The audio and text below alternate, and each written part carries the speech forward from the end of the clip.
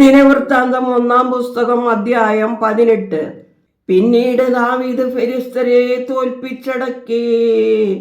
ഗത്തും അതിനോട് ചേർന്ന ഗ്രാമങ്ങളും ഫെലിസ്ത്യരിൽ നിന്ന് പിടിച്ചടക്കി. പിന്നെ അവൻ മോവാബിനെ തോൽപ്പിച്ചു. മോവാബ്യർ ദാവീദിന്റെ ദാസന്മാരായി കാഴ്ച കൊണ്ടുവന്നു. സോബ രാജാവായ ഹദദേസർ യൂഫ്രട്ടീസ് നദീതീരത്ത് അവന്റെ ആധിപത്യം ഉറപ്പിക്കുവാൻ പോയപ്പോൾ ദാവീദ് അവനെയും ഹമാത്തിൽ വച്ച് തോൽപ്പിച്ചു. അവന്റെ വക 1000 രഥങ്ങളും 7000 കുതിരപ്പടയാളികളെയും ദാവീദ് പിടിച്ചു.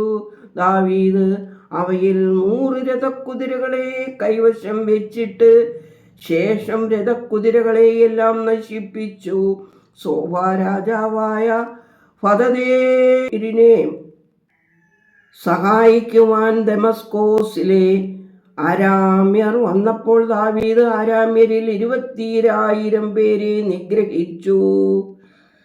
പിന്നെ ദാവീദ് ദമസ്കോസിൽ അധികാരികളെ പാർപ്പിച്ചു.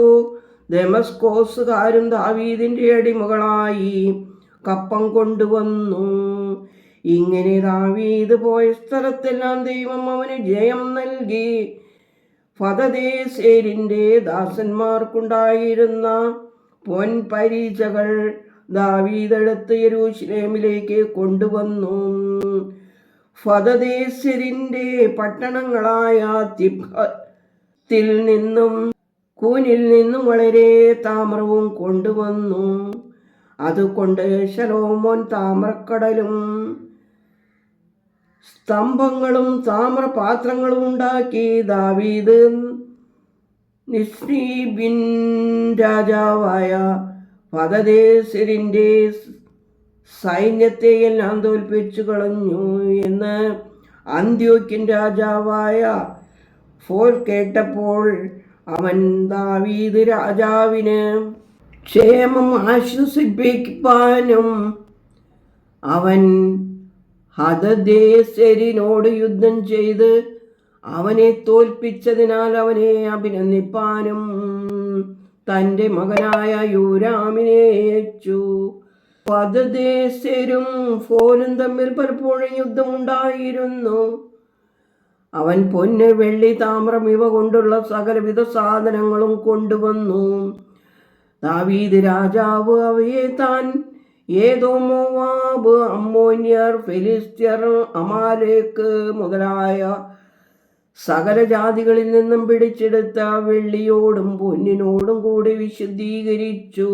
യോവാബിന്റെ സഹോദരൻ സെരൂയയുടെ മകനായ അബീശായി ഉപ്പുതാഴ്വരയിൽ വെച്ച് ഏദോമിരിൽ 18,000 പേരെ സംഹരിച്ചു. ദാവീദ് ഏദോമിൽ കാവൽ പട്ടാളത്തെ നിർത്തി. ഏദോമ്യർ എല്ലാവരും അവന് ദാസന്മാരായി തീർന്നു. അങ്ങനെ ദാവീദ് പോയ സ്ഥലത്ത് ദൈവം അവന് ജയം നൽകി. ദാവീദ് എല്ലാ ഇസ്രായേലിനും രാജാവായി വാണു. തൻ്റെ സകല ജനത്തിനും നീതി ന്യായവും നടത്തി. സെരൂയയുടെ മകനായ യോവാബ് സേനാധിപൻ ആയിരുന്നു.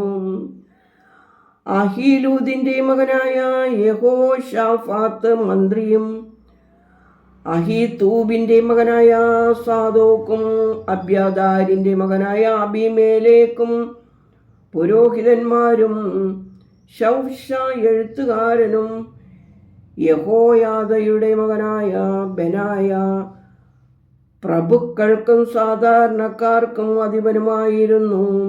ദാവീദിന്റെ പുത്രന്മാർ രാജാവിന്റെ അടുക്കൽ പ്രഭുക്കന്മാരായിരുന്നു. ദൈവമേ, സ്തുതി നിനക്ക് യോഗ്യമാകുന്നു. പാർഗുമോർ.